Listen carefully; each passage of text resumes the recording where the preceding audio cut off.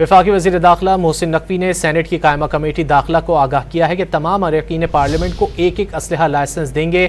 जहां अमन व अमान का मसला है वहां अरकान पार्लियामेंट का असलहा कोटा बढ़ाएंगे। वफाकी वज़ीर दाखिला मोहसिन नकवी ने सेनेट की कायमा कमेटी दाखिला को आगाह किया है कि तमाम अरकान पार्लियामेंट को एक एक असलहा लाइसेंस देंगे।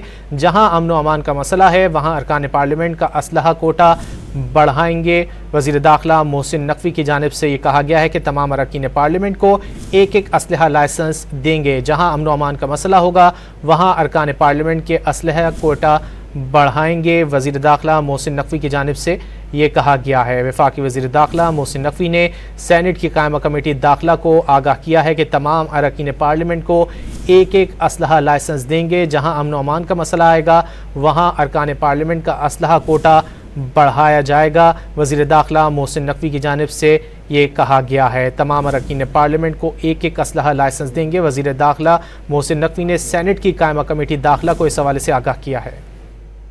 मज़ीद जानेंगे डॉन न्यूज़ के नुमाइंदे शकील करार से। शकील, क्या तफसीलात है?